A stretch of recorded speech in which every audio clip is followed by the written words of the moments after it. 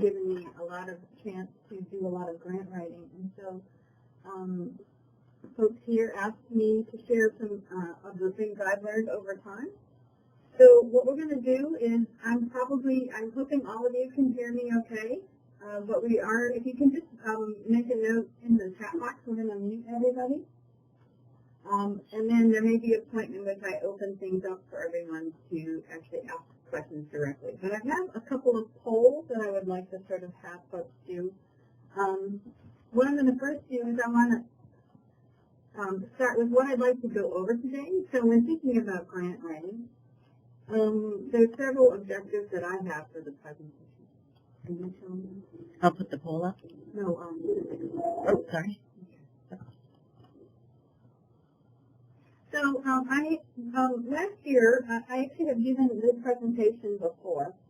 And what we did before we actually had the webinar is I asked corporate extension educators to tell us what are some of the questions they had, some of their comments and frustrations with writing grants, what kind of support they need. So I want to share with you some of the results from that. And then writing grants is something that I think many of us approach at the last minute, but really requires a very long time horizon to build your skills and build strength in an area that becomes fundable. And when you don't provide enough time and adequate energy to building collaboration, I think you find that there's a higher percentage of rejections because reviewers can actually see that. So I will share with you some common proposal criticisms that I have gotten myself and my colleagues have gotten, as well as those that I've served on several review panels, and so I've amassed these over time, working with other professionals to review really competitive proposals.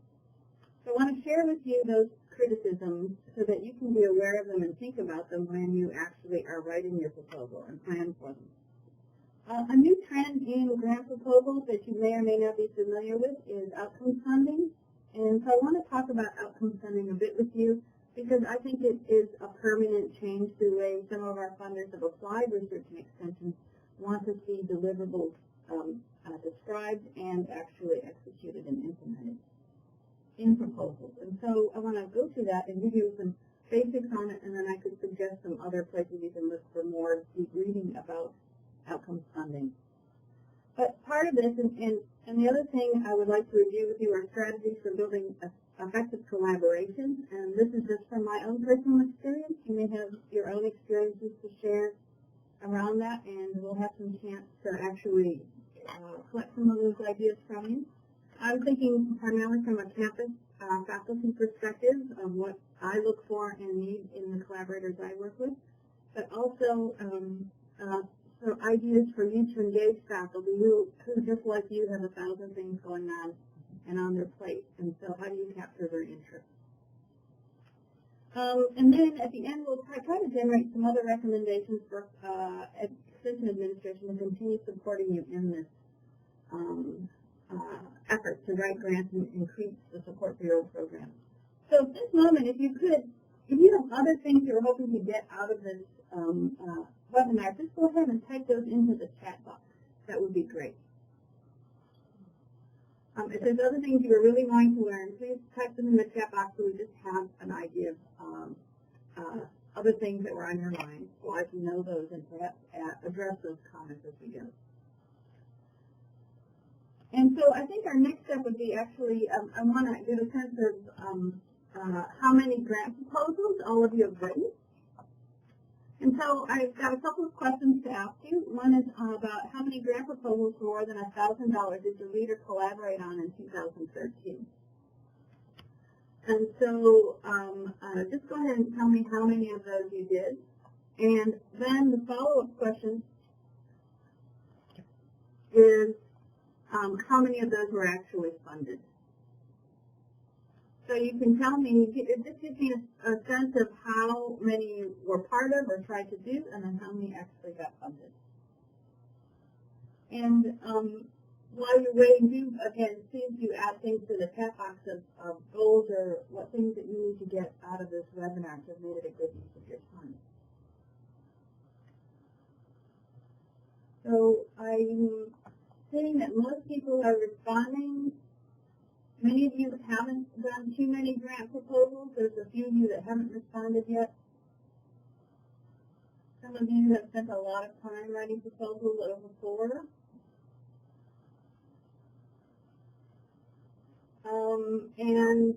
The typical number, just as we would expect, that there's a lot of people who actually maybe submitted grants that had a low success rate, gotten a few of them, and that's sort of the game that we play here, is that we are always banking on odds.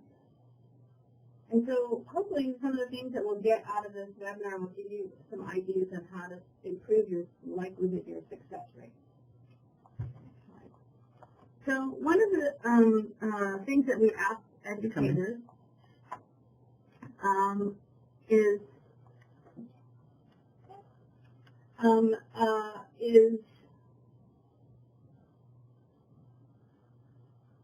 all right, I see there's one question about working with partners. Does the MOU come before or after the grant is funded? And I'll talk about that. Let me make it note myself. There's several different places where our educators are getting funding. And so you may or may not have looked at these various sources, but if you haven't, you may want to. If you have, you may want to consider others. Certainly within the federal grants, there's the USDA and HUD and risk management, integrated pest management, ITN, Department of Social Services. Those are some traditional funding agencies that are federal that have supported our research and extension programs. Action Smith Lever grants, which come in through Cal's experimentation, faculty-led primarily, but often the funding is allocated depending on the type of funding to educators, so that's a real important collaborative grant source that is not as competitive as other grants where you're submitting your proposals directly to the federal government. There's a lot of private nonprofits, certainly in agriculture. We've got New York Farm Viability Institute, which has been really supportive of extension programs. They require farmer involvement. And one that I didn't mention under the federal grants is a Northeast Fair, and I hope for those of you working in agriculture and environment, Northeast Fair is a really good funding source to be able to access and pretty reasonable as far as competition and the number of people submitted versus their funding rate. But for private nonprofits, local sources of funding, that's where educators have supported some of the programs. Within the state, there's several institutions, there's several departments, the DEC and the Department of Ag and Market, and then foundations came up. I was quite surprised to learn about corporate foundations and Walmart, Toyota, and Coca-Cola supporting projects that people were doing. 4-H, United Way, but there's other local foundations that people are using. So this is just a sense of all the various different funding sources that people have used. But when we asked the question what's the most challenging part of grant writing, there was all sorts of comments that came forward. And I imagine for those of you who have done this already, the time becomes a really major challenge. Finding the time when you're already fully employed with 100% of your time committed to other responsibilities to make a pitch for a project that will probably add more work to your plate, not necessarily reduce the amount of work you have, but then trying to figure out and answer all the questions that need to be answered to make it a successful proposal requires a huge amount of time and commitment. One of the challenges that we all face is matching our own mission, the mission of our organization, with that of the funder. So there's sometimes where it's very real and natural. And so for me, working in vegetable production, it's very natural for me to look to Northeast Sustainable Ag Research and Education Program for funding, because their goals and my goals are completely aligned. But it's a little bit harder. It'd be a little bit harder for me to pitch something to NYSERDA, for example, New York State Energy Development Authority, because they have some slightly different goals than I do. So I try to identify a funder, finding the funder that matches your mission, so you don't have to have mission drift when you're looking for funding. I think that one of our real challenges is not chasing the funder. It's really finding the funder that matches our goals. And that can be really challenging in some parts areas of work. Budgeting, one of the challenges of budgeting is that you're guessing, you're making your best estimates, and I'll try to give you some hints to what I do in working with extension educators to build budgets that I hope are more equitable and fair. And I think educators often undervalue their time and commitment. So stop that. This is Sarah. I just want to say that your local HR person, as well as your regional HR lead, and somebody that you want to involve when you're doing budget, because they can help you properly value your time. Yeah. So we'll talk a bit more about building a budget, managing the funds, and then securing matching funds. Matching funds are a key in the book, and some grants require them. So how do we do that? I'll talk a little bit more about that. For some folks, the verbiage of a grant proposal makes it difficult to sort through what it is that people are really asking. Hopefully we can try to address some of your confusion around verbiage. Doing the whole process is not only time consuming, it can be extremely tedious to make sure you cross the T's and dotted all the I's. The worst thing to have happen is that you miss one form and your proposal is rejected because of some form that you didn't realize was that important. But someone's got to be on it, and it should be maybe someone who's looking at it that's not you. But it can be dealt. So the whole process is a bit tedious. And there's huge competition. In some funding circles, you only have 5% funding rate. And is it worth your time to do this? I ask this question all the time. And for me, I think I've got to the point where, for me, writing a proposal and delivering one for less than $10,000 becomes too many labor hours for management. It just ends up becoming a really difficult line to walk based on the number of people in your own office that have to be involved in managing such a small amount of money, and $10,000 is a small amount in the funding world. Because the number of hours to set up grants and set up contracts doesn't matter. It almost doesn't change despite the growing amount of funds. So trying to think carefully about who the sources are that you want to look to and what their funding rate is and the amount that you can ask for. We'll talk about finding collaborators, and we'll also talk a little bit about building effective evaluation, because in the end, the better you do with a proposal, and if it's funded, you want to be able to tell the story that the funder wants to hear and see if the plan for that is there. So I am going to go through these proposal sections and first go over challenges or some different issues that come up in criticism in grant proposals so that you have a sense of what people are looking at and what kinds of conversations that happen behind closed doors. So there's an introductory section. Most proposals have these sections, so I'm just trying to review them. Introductions, methods, management plans, and timelines, budget justification, support letters and supporting documentation, a logic model, and literature. So before I move into that, if there's any terms, like I've already had a question around MOUs, and but are there other terms from requests for applications or requests for proposals that you need to find or clarify? If so, just write these in the chat box. Then we can address them as we go. And this is Kim. Just want to make a point. I know people have used the chat before, but it's best to go to the send to box and choose everyone if you're asking a question. Other people probably have the same question. It's helpful for the whole group to see it. Otherwise, I think it defaults to sending to one of us here privately. And I think, so Angela, your comment, working with potential partners, does the MOU need to come before or after the grant is funded? And you added an additional note that funding for 2 of the grants you worked on have not yet been decided. All right. So other folks, please make your comments sent to everyone if you have terms you need to find. So just a quick update on the review process of a proposal. There's only, despite all of your efforts to provide a really detailed and elegant and well-worded and crafted proposal, in the end, only 3 to 4 people might read it, and they may not have any clue about what your area of work is. So the main things you want to do is don't aggravate them with excessive fancy language, but you also have to balance that with making the case that you know what you're talking about. You should also know that if you piss off one person in the review process, they can manipulate the decision. And I can say with pride that I have been that person in the past. And it's really because somebody overstates their ability, promises more they can deliver, and perhaps twists results from literature to fit what they're trying to argue for. It's really around feeling manipulated as a reviewer, aggravating the reviewer.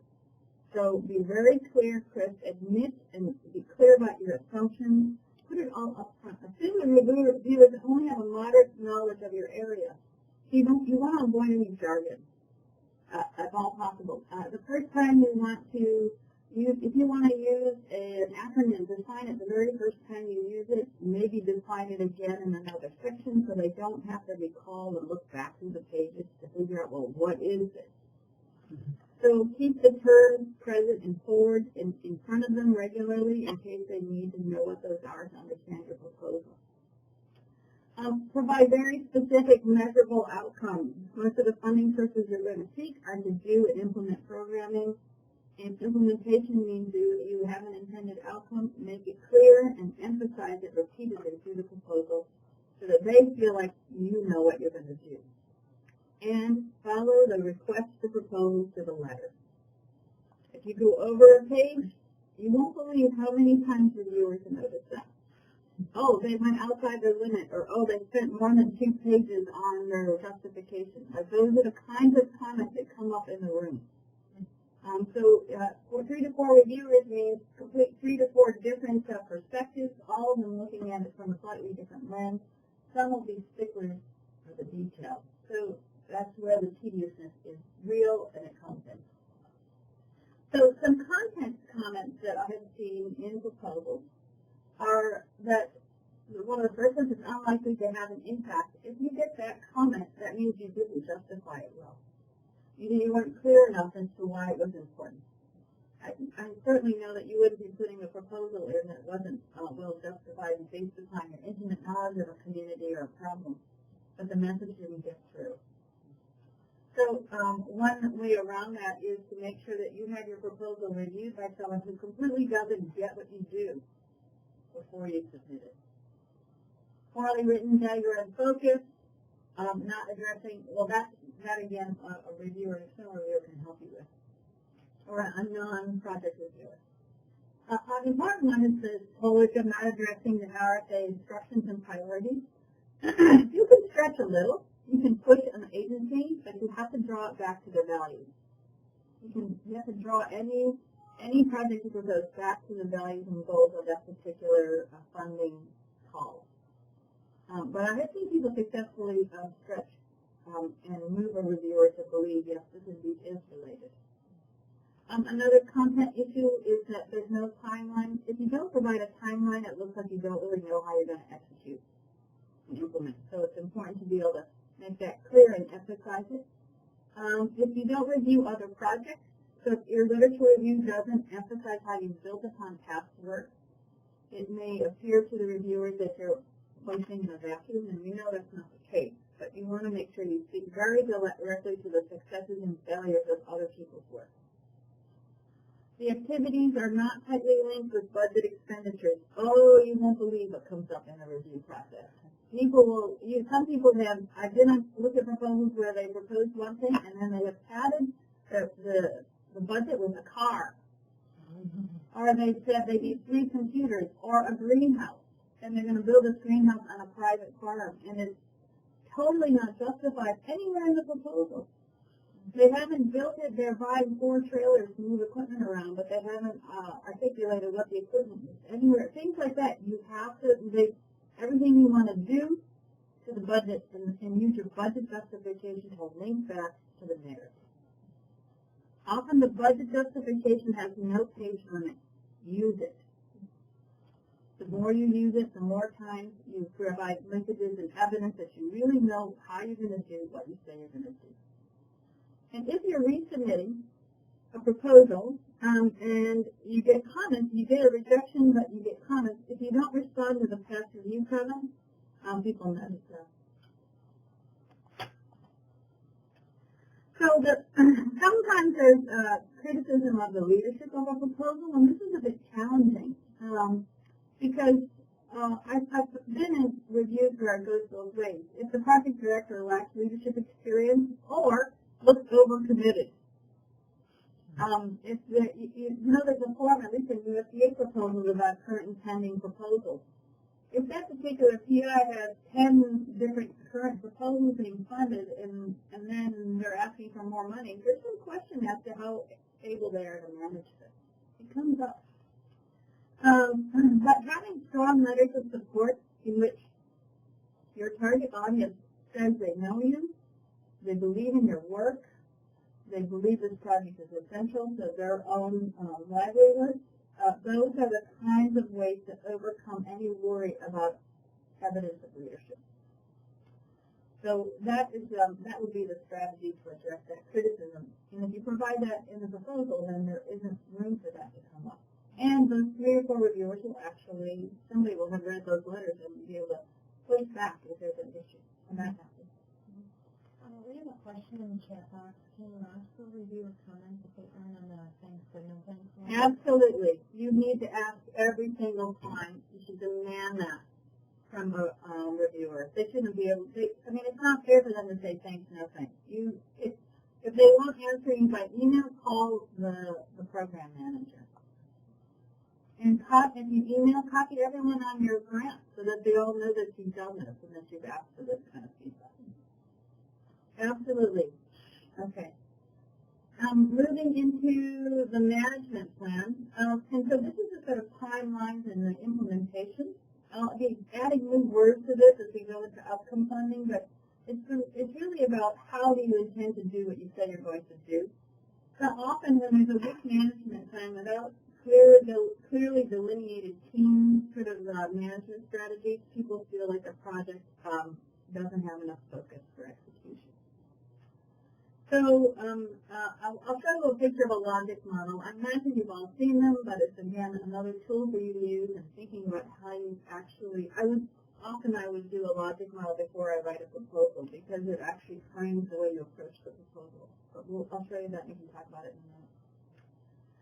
But you have to make sure that in the management plan, that when you come to that section that's called methods, that you articulate very clearly within a time frame how you're going to do what you say you do and how you're going to evaluate that. The management plan has to include evaluation cycling.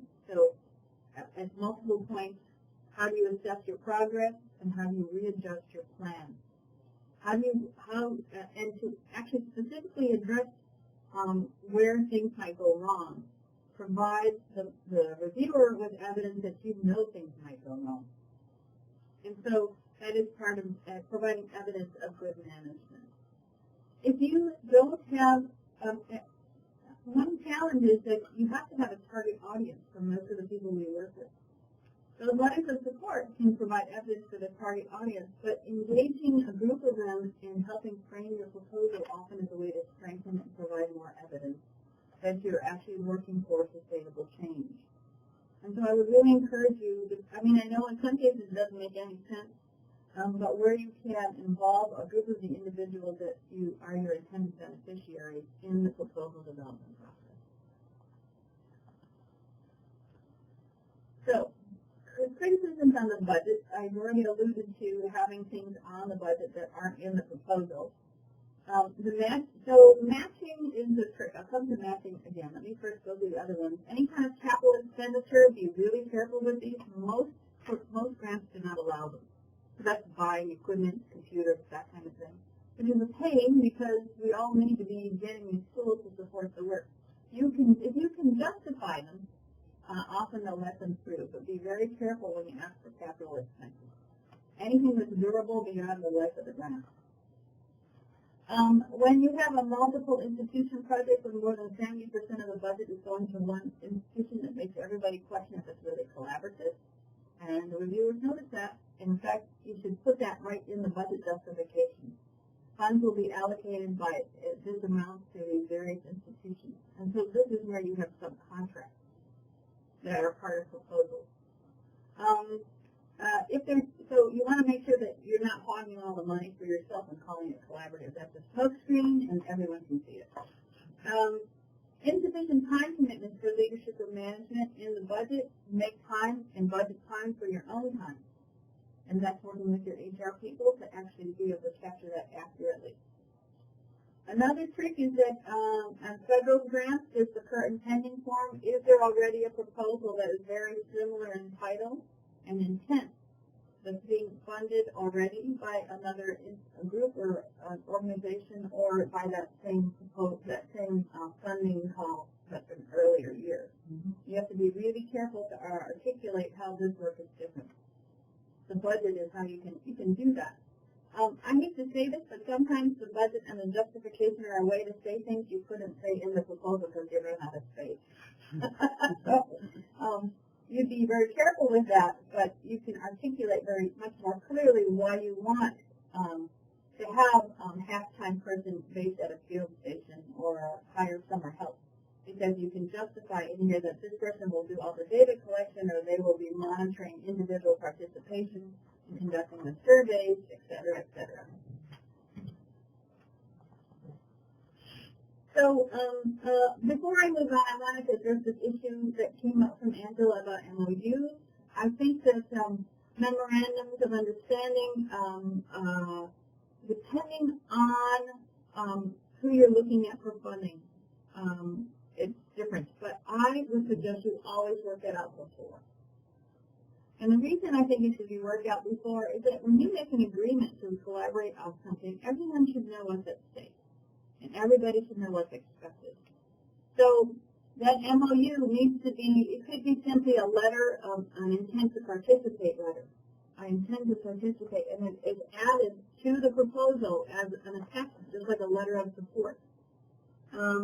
The final actual subcontract or memorandum of understanding that allows the funds to get distributed could be handled separately. And so I feel like the more that the numbers are on the table in budget development, and the more that everyone is able to discuss them together, the better. I think those are really important to remember, that you cannot move forward. Working with Cornell faculty, when I submit a proposal, I have to have all the subcontracts and all of that stuff done at the point of submission. In fact, I have to have it done at least a week in advance of submission. Because our Office of Sponsored Programs and our Grants and Finance will have to review everything and make sure it's okay. So when I start building a budget, I actually start building a budget before I've even written a narrative, because I need to know what kind of help I can expect to get from my collaborators. And so by starting with the budget and proposing and sort of negotiating what kinds of things can be handled by different field staff versus other researchers versus nonprofits that are involved, sometimes just putting the numbers down helps people get focused. So I would not delay doing budget development, because it'll probably take 2 or 3 really careful conversations. We have lost sound. I'm getting a note from Kate. Is that still the case? I'm see if everyone can hear. Looks like the phone is on. It sounds like that one person had internet go out, but if you can't hear, please let us know. Oops. That could be your phone. Uh-oh. Can you all hear me still? See if we can get unmute here. Okay, I want to make sure that everybody can still hear us in the chat. All right. Yep, they're saying yes. They can, most people can hear.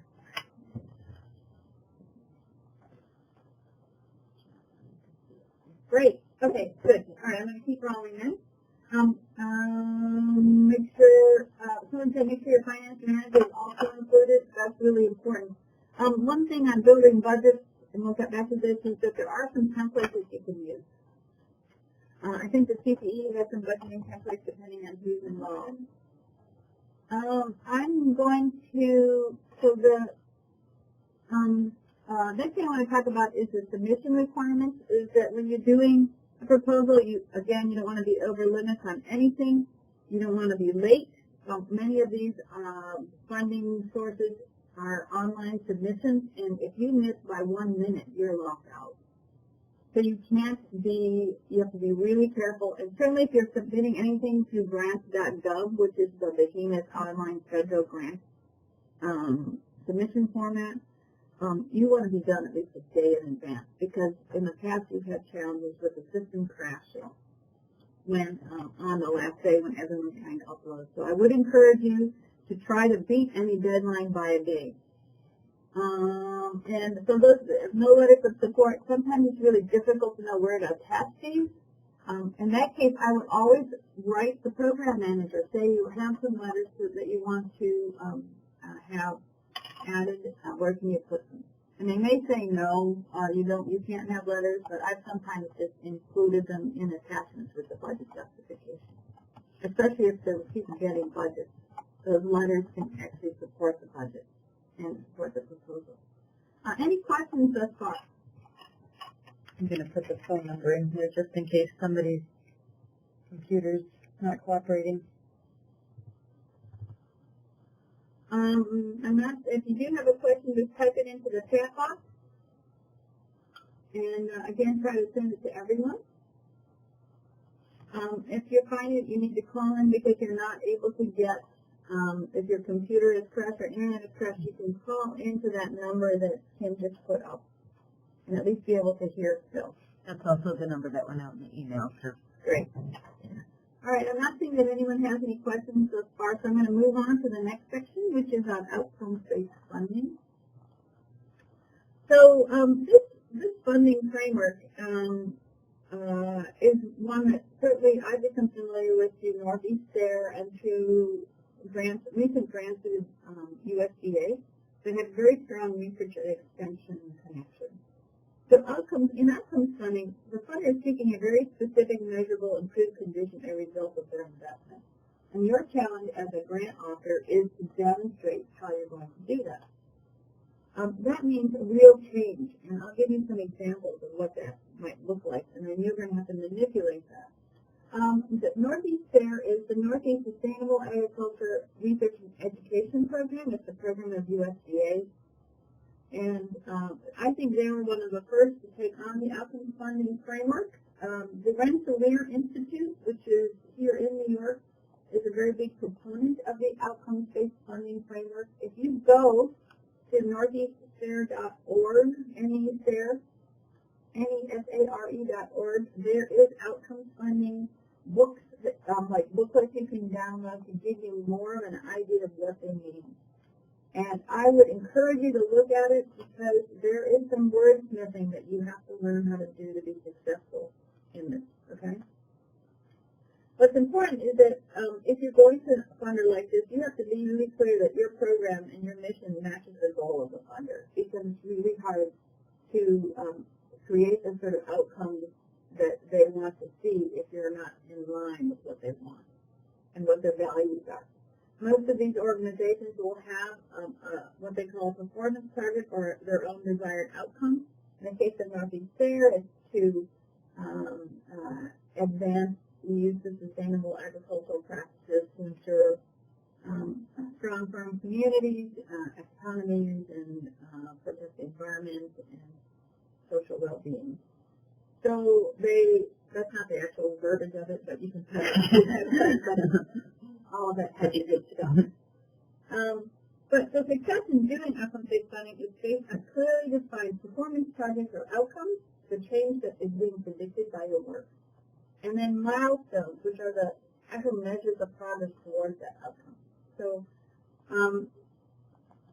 if you have, here's a poll that I have for you. How comfortable are you with the concept of outcomes-based funding? That'll affect how much detail I go into. And so if you can just indicate that to me on the poll that we're going to pose right now. Okay.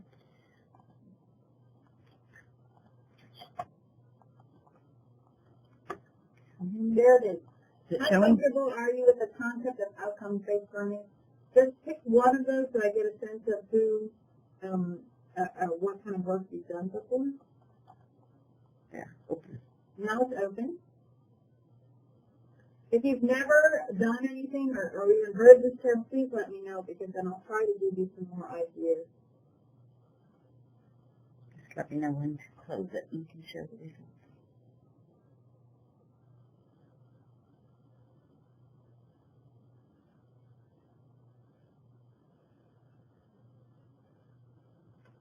All right, I think most people have responded. There's a couple of you who haven't.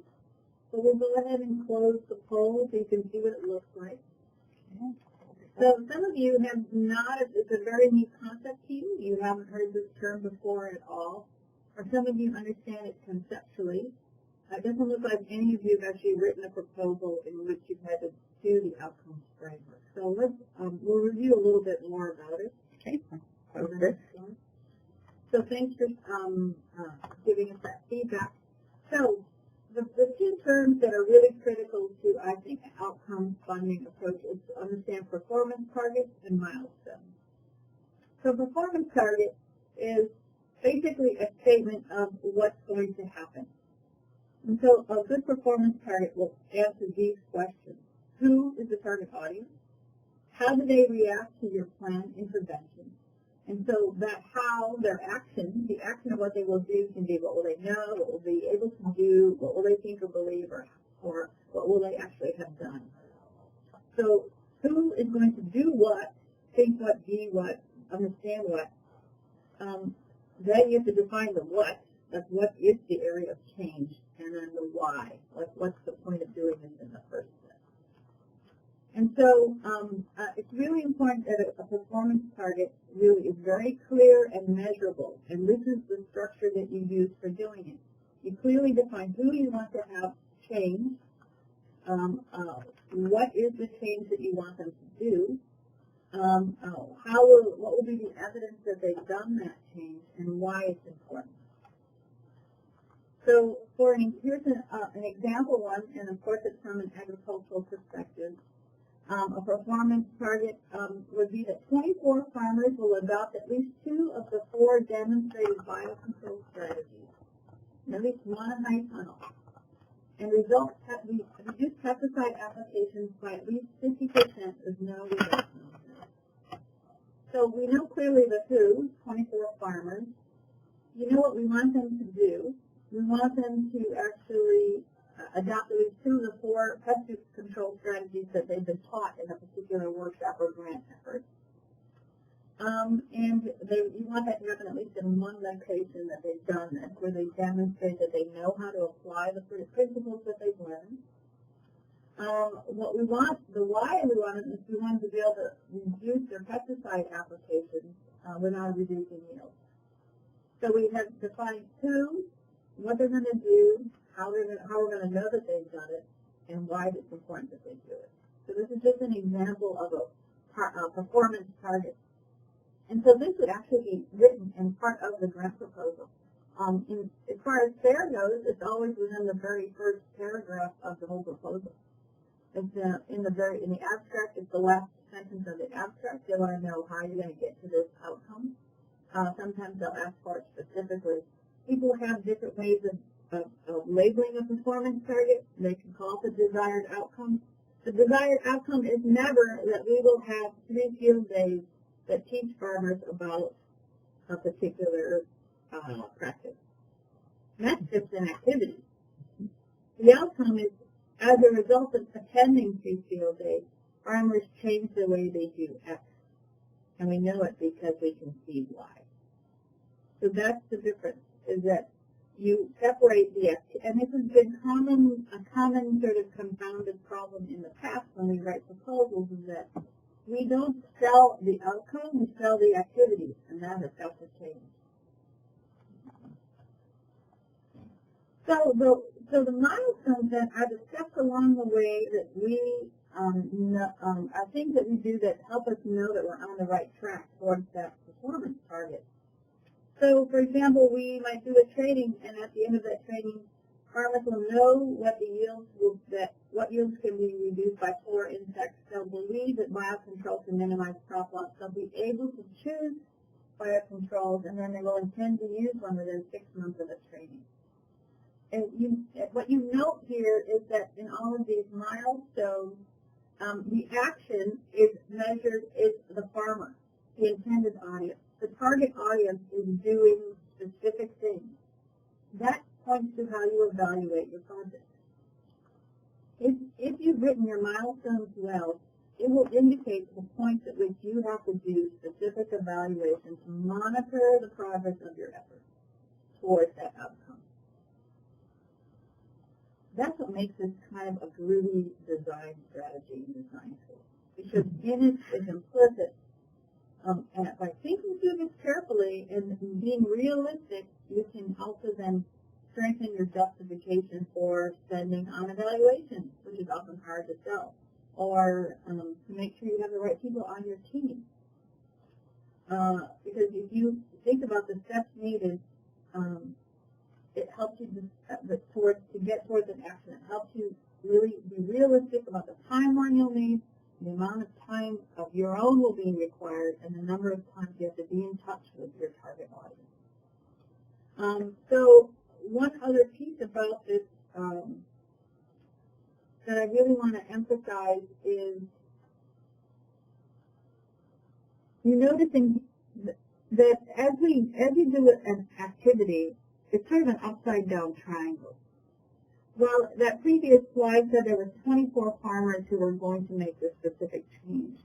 We may have had 100 farmers attend the first training. And you have to think of it, of any project that we do, it is a bit of an upside-down funnel where more people participate early, but at the end you're only really tracking and monitoring a smaller number of individuals that demonstrate change. So what might be really important is that in designing your project, when you think about the management timeline, one of the first things I ever do is I'll say a press release announces the project and the training program to over 500 farmers in the Northeast. And 150 respond with interest in attending. Then 50 actually show up.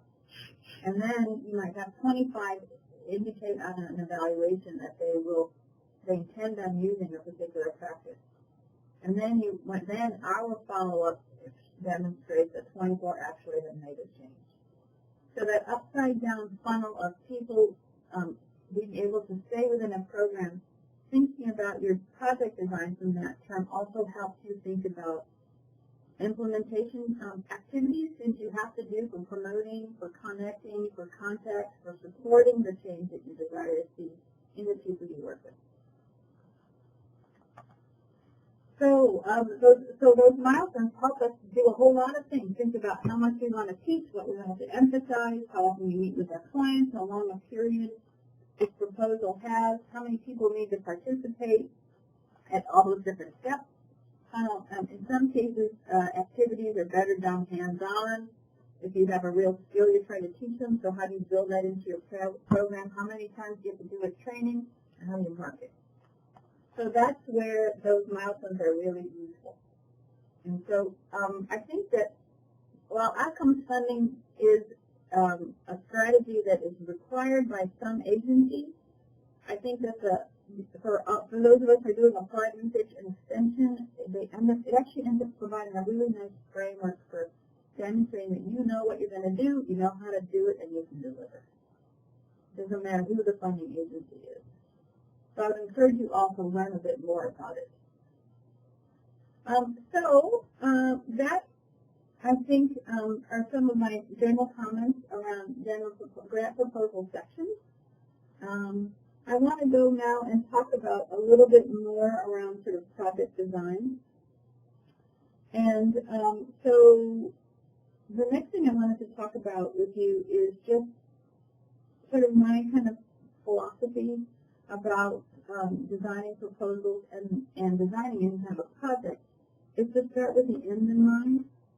And this is like the performance target approach, but is to basically work towards the logic model. And then basically what is it that was, what is it you're really after changing?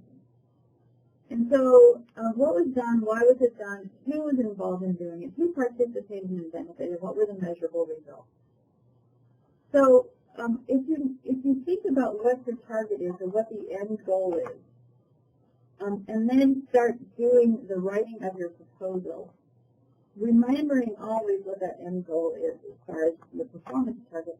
It helps you describe crisply and clearly the planning process, how you identify the needs, who your partners are, the participants, and the way you're going to verify change happening. So I always emphasize that starting with the end in mind, it doesn't matter what the format is or the structure is, but it helps you keep clear as to what this proposal is supposed to do. Because a funder doesn't want to fund you doing the work that you always do. That's just the bottom line. And they may be doing that, but they want to know that they're contributing to a greater good. And so if you're able to articulate that greater good, then I think you'll have a better chance of being funded. So another way to sort of help clarify in your own mind what you're trying to do, and sort of, this is just another tool that you can use, is a logic model. So the thing about a logic model is that it clarifies all the links between the investments and the energy you put into activities and then the outputs or expected changes that happen. Communicates with the funder very succinctly the rationale, the specific activity, and expected results. And so some proposals ask you for a logic model or a diagram or a management plan. You can put a logic model and a management plan together, and it becomes very clear to the funder that you know what you're going to do and how you're going to do it. The bottom line is a logic model, it answers a so what question. It tests whether the effort makes sense from a logical perspective. It gives you a framework for designing your measurement and your evaluation, and to be able to articulate what success.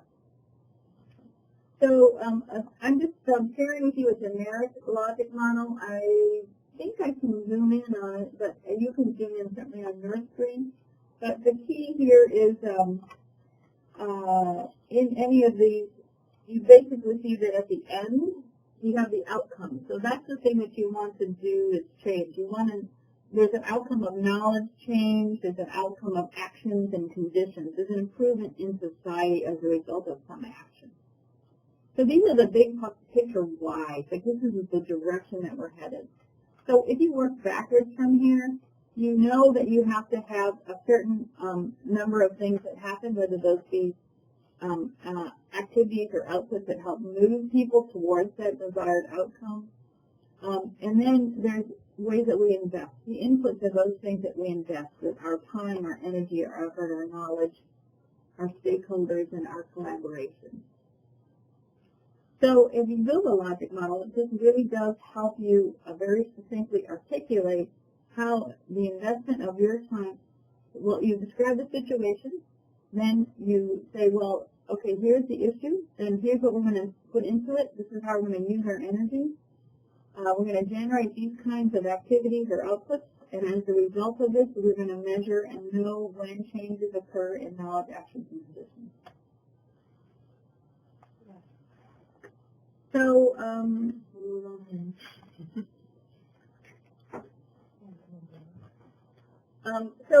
as you think about all of this, one thing to keep in mind is evaluation. Someone once told me, and this person was an evaluator, so that might be why the number's so high, but she said that every evaluation should have, if you're really serious about evaluation, it should be about 10% of your budget. So you need to spend about 10% of the monies of a proposal on monitoring and evaluation. Sometimes that feels like a lot, but in the end, if you designate and allocate to this, someone will get it done, and that will save you a whole lot of headache when it comes to writing final proposals. It'll also give you a whole lot of reward in knowing that you've been on the track that you wanted to be on.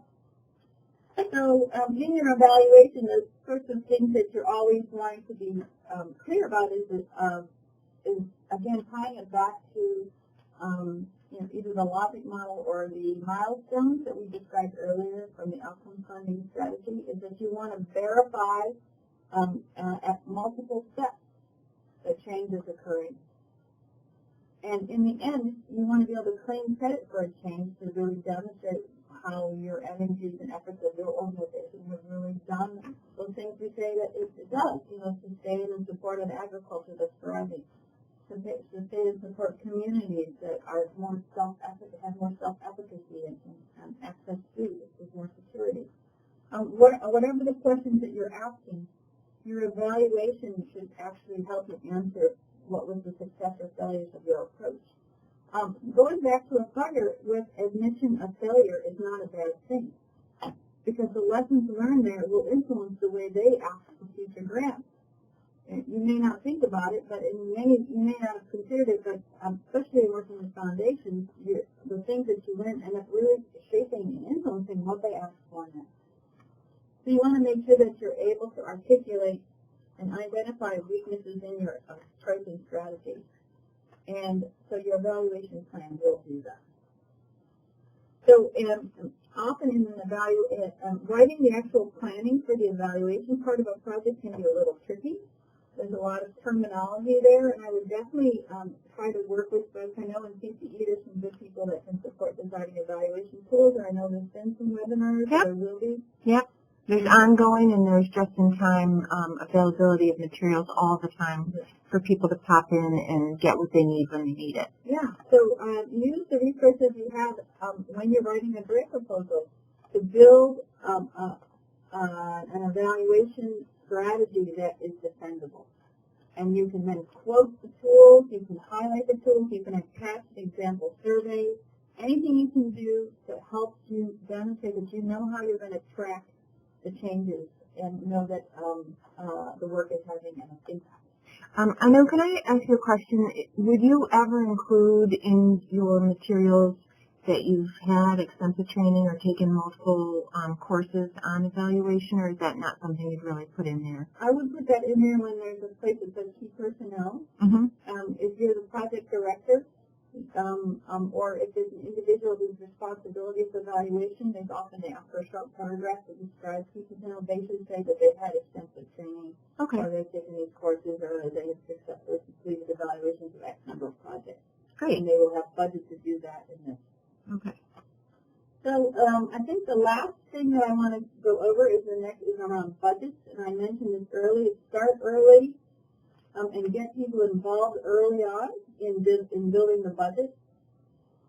There are some templates that I think are available within extension, and it depends on your organization, but if you can use a template repeatedly, that will help you in the long run, I think.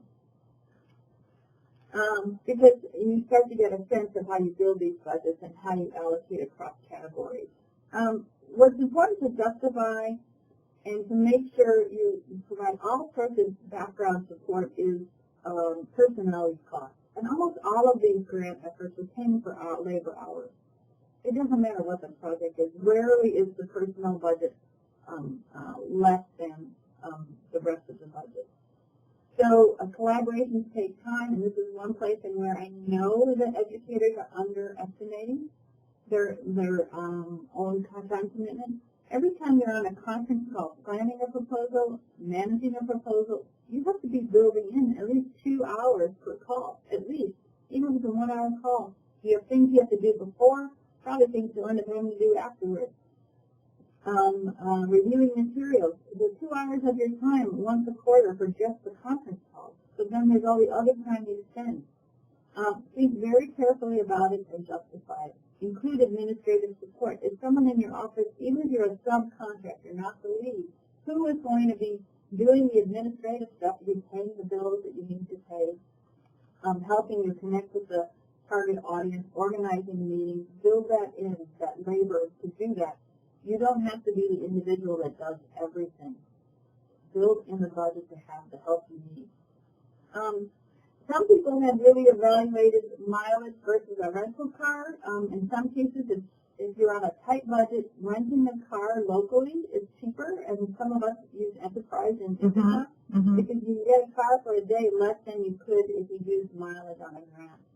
So it's a place where if you feel squeezed for funding to fall under a budget limit, sometimes grants will only go up to X number of dollars. That's something to think about.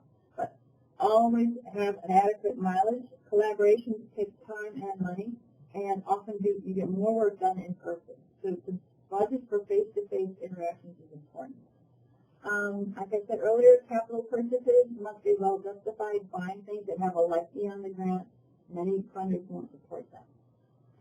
Something that I've always fussed with extension is the issue of indirect costs. Every association needs to have an IDC, an indirect cost, if they're applying for federal grants. And if you don't know what that is, then your first assignment after this webinar is to go find out. And find out what it is and who helps you with that. Yeah, well, I have good news for you. There's actually a project going on right now to get every association where they need to be to get an indirect cost rate. Okay. And it's pretty complicated because each employee has to be assigned a particular number and put into our ACPAC system. But that project is actually underway right now, so we're further than the last time you gave the presentation. So this is good. And it's really hard because those costs are what keep the lights on in your building. Those are the costs that help your executive directors feel strong support for your effort on a federal or other large grant. Yeah. That's what pays for people's time. This is not to be confused with fringe benefits. Those are the added costs that personnel that cover your insurance and workman's comp and other sort of in your retirement. Fringe is a whole other piece of the puzzle, but that's built into the personnel cost and is considered the direct cost for the project. And indirect costs are those costs that keep the lights on when the building's needed. Space and things like that. Space, those things. If you're going to build for space, you put that as a direct cost. And you have to justify it. If I occupy this room, this square footage at a rate of $100, and I will use it 20% of the time for this project, you can build that into the budget. One of the other suggestions that's come up is if people would also connect with Dave Ferris if they're going through this, he's our risk management and insurance provider, and if there are any increased insurance costs that are suggested by the project, Dave can let people know up front so that they can build those costs into the budget as well. It's a funder. Sometimes the funder will cover it, sometimes they won't. But that's another aspect that people might want to keep in mind. There's often in a proposal other direct costs. That's the place to enumerate those. And be specific. Don't just lump them. You're better off having too many categories in the other section than too few. Because I find what's happened lately is like one place I keep getting dinged is on material. I would put $500 in for materials, but I have no idea what I need to buy. If I just use pencils, pens, or folders, or CDs, I have no idea. But now they want specifics. Mm-hmm. And they want you to say pencils, pens, CDs, etc. You can't printing. You have to have real estimates and overestimate there. Okay, so I'll tell you one thing I always do that I shouldn't say out loud. But I always build a budget with a 10% slump. I add extra only because I'm going to get cut. Mm-hmm. And you have to know in your mind what could you do this project with and still have good delivery and with some room to cut at least 10 to 20% of the budget out and still be able to achieve it. Every time I've gotten funded, I've been cut in these competitive grants. Mostly. The final comment I have to you is around matching. And many proposals are asking for matching. And you have to be really careful with matching, particularly matching your time. Because in the end, your association is fiscally responsible for providing that matching documentation to the funder. And if you are over-committed, if more than 100% of your time is committed on grants, you cannot actually match any more legally.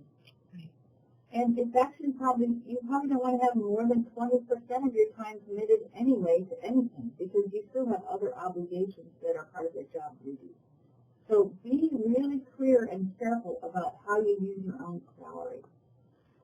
One way that we've done matching, at least working with farmers, is that if farmers donate land to a project to be able to host a trial, we can estimate the value of that land and the fact that it's out of production to be able to provide a match. Farmers' time is a match if they're going to execute something. If people are going to do some activity, they're contributing some part of their time, and you estimate a labor number of $15 or something, whatever makes sense in your community.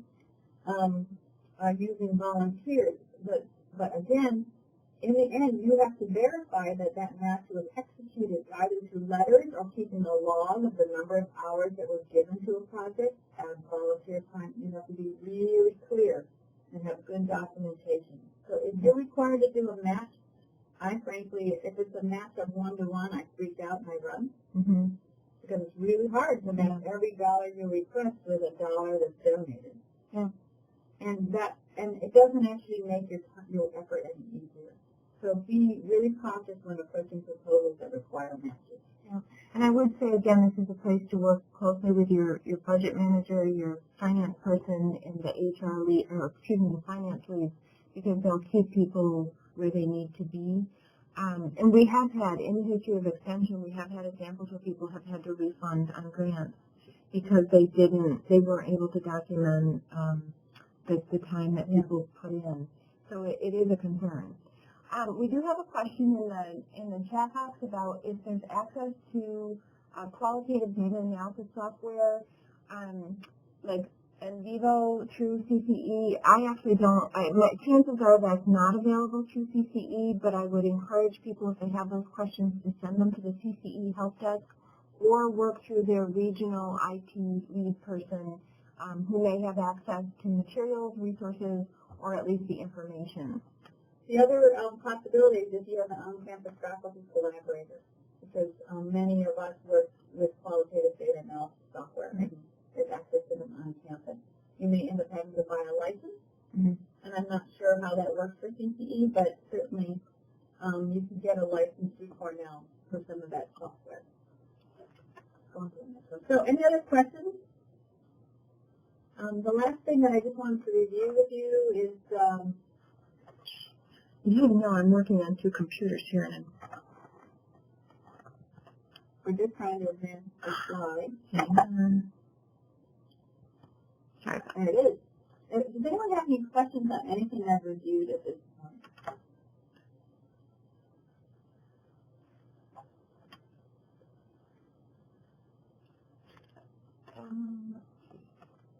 Good. Okay.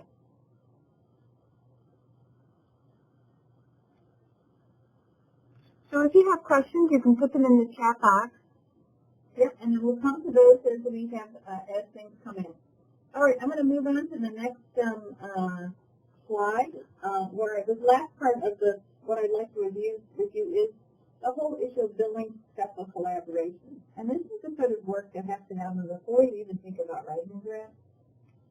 And the way I approach this is I feel like I have to be friends with everyone I want to collaborate with first. The best collaborators are people that are your friends. So have a sense of who you are, understand your skills and abilities, they know and they can describe what your goals are and your effort are for you to others. I think it's really important that for those of you that are in off-campus locations is to really take advantage, especially early on, coming to campus and meeting with faculty and other staff as often as you can. Because many of us on campus are writing really large proposals where we're looking for collaborators. If your name isn't in front of us with your areas of interest, we wouldn't even think to include you, not because of anything malicious, just because we don't know you. Mm-hmm. And it's not as easy for us to get out. And so taking advantage of those on-campus social events or mixers, coming in occasionally and organizing meetings within a department of interest with people there, trying to bring more than just yourself here so that it's really time efficient if there's a group of staff who came together and focused in one area. We have some in-services that we do for agriculture. I don't know about how the in-service support works for the other areas, but take advantage of those, don't miss them, because actually I think you may learn something at them, but more than that, you network. And network development is critical for strong grant proposal development. Mm-hmm. So everyone has differences in the way that they're able to work, and one of those things that is important is to try to understand those differences before you get into the proposal writing process.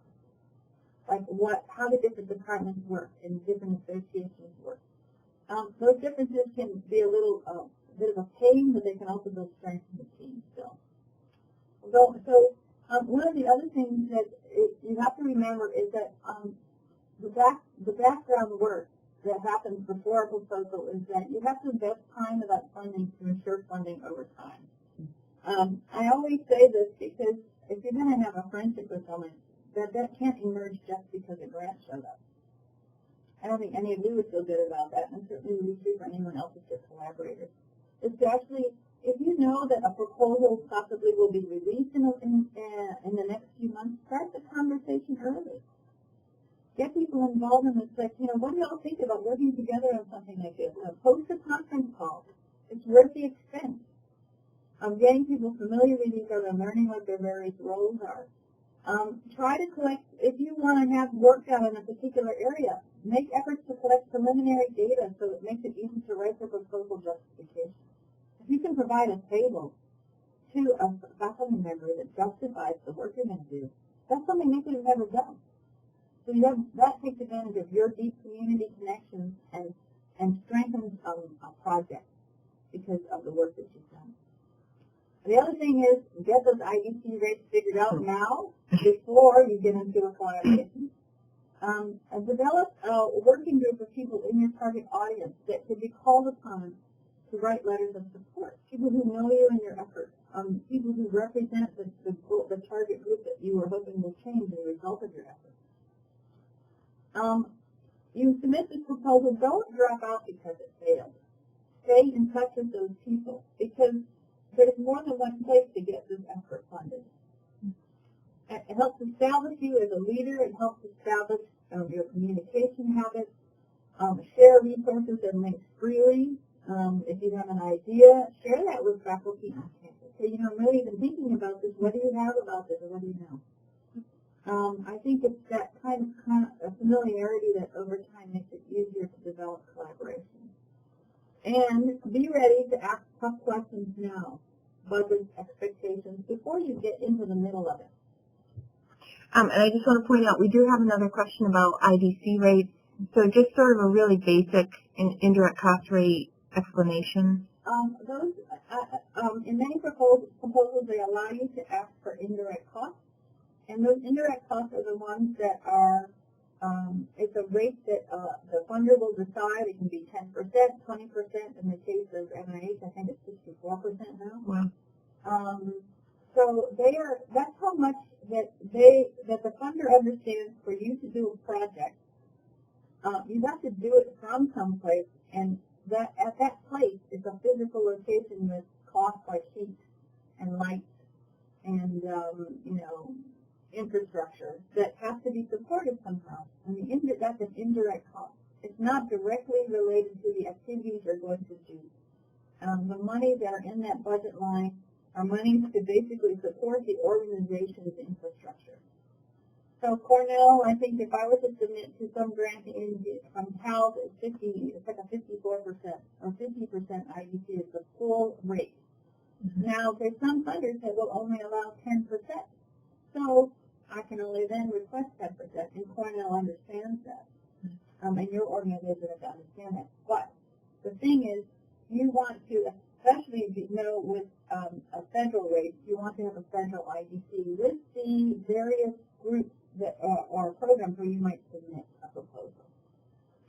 So because you're a separate association, many of you, each of yours, and this is what Sarah was alluding to, there's a project going on now to work with your finance folks and your executive directors to establish IDC rates that can be used in federal grants. And I would encourage you, after, like I said, it's one of the first jobs you have is to find out what is happening at your own office around this issue. Find out and know about it before you, and understand it before you ever have to answer to a collaborator what your IDC rate is. You know it is. Mm-hmm.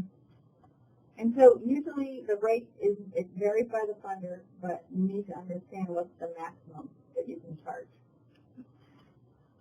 Some other things to do is, let's go to the next slide. It's starting early. As soon as you usually have about 60 days to submit a proposal once it's announced. You usually know in advance when a proposal is going to come out, especially if it's like cyclic. Some funders, like some foundations, ask twice a year. So you may not be ready in January, but you could be ready in June. So start early. Put it together. Be clear about what strengths you bring to the table and to the process. Commit to writing portions of early drafts and make sure that it's within line with your mission. And then again, think very carefully about your budget. I would assume at least 10 hours per quarter for communication, reporting, and meetings. make sure you can get all the other expenses adequately provided. And don't be afraid to overestimate. But make it clear and share that proposed budget early with the lead. If you're not the lead, you want to make sure you communicate that early. So finally, being a good collaborator, really obvious things, but be explicit about what you can do and what you can't do. It's the sort of X by Y by Z, who will do what by when, and then do it. Respond promptly, please, to inquiries and emails. Sometimes, unfortunately, the way these play out is that the grant is released, and then all of a sudden there's this energy around doing a project, and then the next thing you know, you're down to the wire. And at that point, it's going to take often being able to clear the slate and commit to writing, to getting the paperwork done, to getting the pieces put together. And you need to know that one of the main challenges in that is communication. It's keeping everybody on the same page and moving. So try to be as prompt as you can to inquiries and emails. When you can't answer a question, let the project lead know. I've done the inquiry. I still don't know the answer. I will be in touch. This is the person I've spoken with. Make sure that you can provide the evaluation and other information promptly and as needed. And remember that you can often be the one who initiates a whole new project effort or direction. But that requires you to be thinking ahead, thinking creatively, and looking at what you do will really help those people that you work with. So those are just some pointers. Are there any other questions? Please do put them into the text box. And so we have some time we can talk about those. The last thing that I know. Okay, we're going. So we have one final poll that I would like to share. I'd be really interested to know how this webinar helps you in understanding some concepts around grant proposals. Please select and just let us know, let me know where you felt that you have walked away with more information. There's several categories. Is it after this? It should be. I don't know that it is. Okay. It's in progress. I'm not seeing the results though. Now we're starting to see things come forward.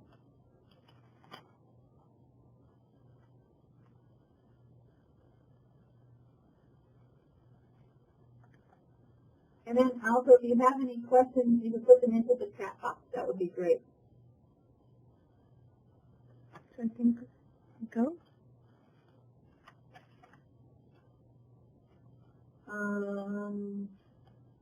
So there's several of you who haven't responded yet to the poll. We'll check the chat. I think the poll is active, and I hope that everyone can see it.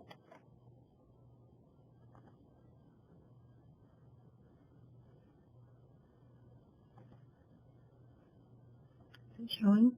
Yeah, more folks are responding. That's good.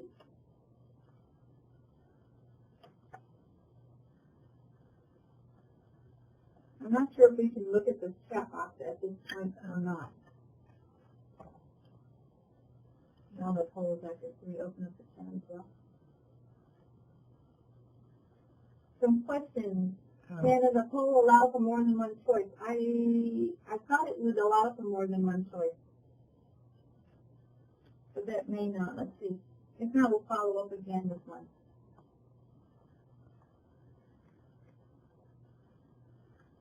Thanks, Angela.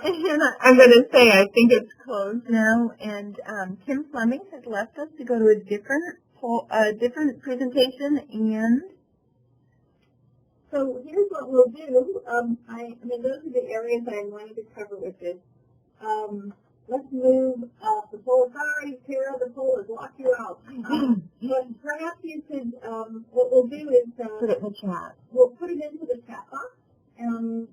As far as the areas that you feel has helped you from that original list of the objectives.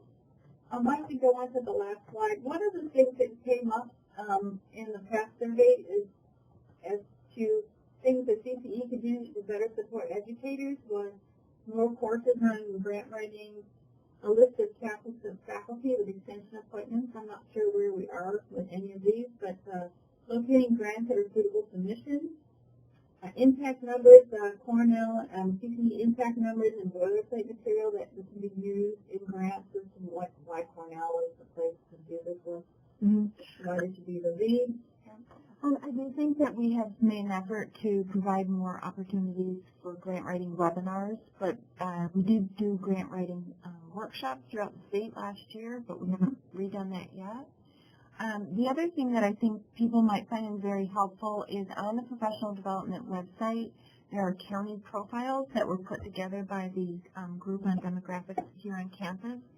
So each county can go in and click on their own county, and it's a summary of census data, including ag census data, to give a snapshot of the industries that are going on in that particular county, what the projections are about population or growth or decline, as well as really basic race, gender, ethnicity, housing, ownership, disabilities, veterans, all that sort of information in one really nice packet. They tend to be about 20 pages long, so it's a really good starter. Anytime somebody's putting together a grant, they have quick access to the data about their own county. Right. That's really important to have that kind of background boilerplate stuff that you can use and pull from for your proposals. So the final thing that I would ask is are there other ideas that you might have of ways that Cornell Corporate Extension Administration can be more supportive of your efforts? If you have specific ideas, please enter those into the chat window, into the chat box, as well as any other questions, because that is what I wanted to cover today in our webinar time. So we would love to hear from you if the other things that we could do could happen from here to be more supportive of your efforts. I think part of the strategic plan that we've just written, there is a focus on doing regional programming to have an opportunity to access skilled people in a larger area rather than just within a single county. And there has been some discussion about tapping into grant writing support. So someone who maybe within the system could be providing support on a more routine basis rather than people being out there sort of scrambling to do it all by themselves. Yeah, I think it's really worth building your own sort of internal team of people to help you do what you need. Whether those are people that work in a similar area to you in other counties, or those are people within your office that working across area. But building those using those networks and using those relationships you have to help you improve your writing and your grant writing is really critical. I am happy to answer any questions you might have specifically. My email is ar47, and you can write to me anytime if you have specific questions on anything I've covered. You all have a copy of the presentation. So if you need any clarification, you can let me know. There was one definitely the Northeast Fair, the Northeast Sustainable Ag Research and Education Program, has nice materials on proposal development. They fund research, and they have research projects, extension type projects, and then community grants. They call it basically they're grants to educators or other organizations who are trying to do something smaller, $15,000 grants, and then farmer grants. But as part of their support, they have lots of good materials online to help support good grant development, and I would encourage you to read those.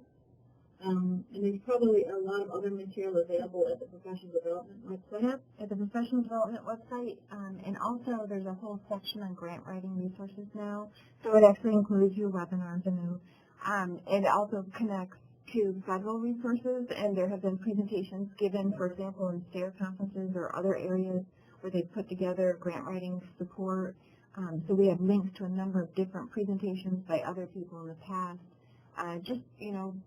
People should think about watching those as a group and saying, what can we pull from this? What makes sense for extension? Because I think a lot of this is really just that exposure. For one, is just remembering to do everything that's asked for. Sometimes people leave a simple piece out and they get nicked. The other thing that we're seeing with federal and state level grant, there are now the paths that they have to take to put all grants in. Sometimes, yes. thank you, and they're having to pre-qualify, and sometimes they're running into glitches with their tax documentation and if they're 501c3s. So if they're running into glitches, they should let me or Ed Dwyer know to make sure that they have the correct documentation, but also get into those and pre-qualify early, because sometimes, depending on who's reviewing at those levels, sometimes they'll accept routine documents, and sometimes we've had to put together additional documentation. It kind of depends on which person's reviewing the pre-qualification materials.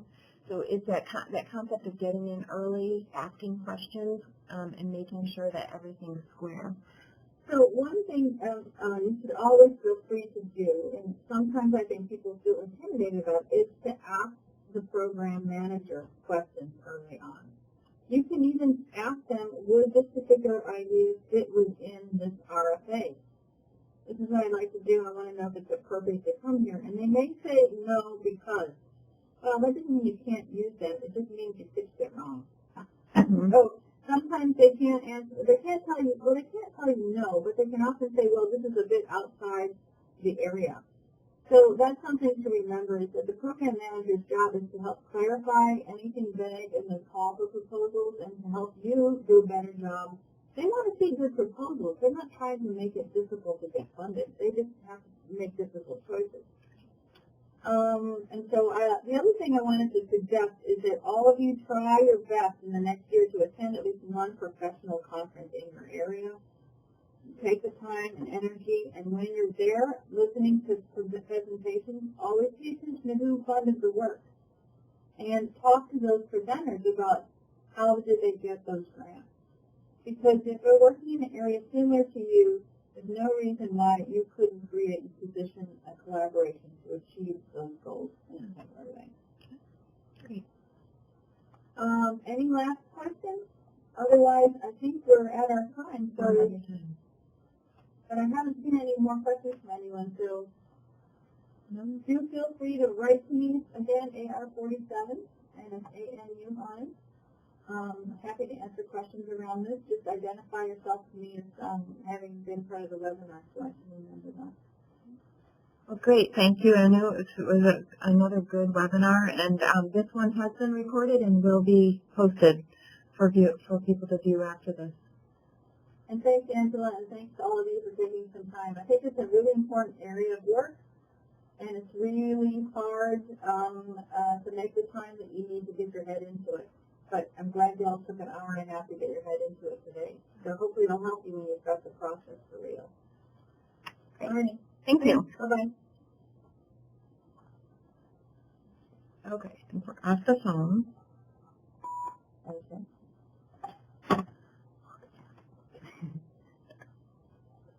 No, not at all. And we're so sorry. We ended up getting double booked. So we have another one starting right now. And I'm working on that. Great. Well, the thing is, I have... So the other one that's going right now. Yeah. And so we had to sign in on 2 computers in each one so that we could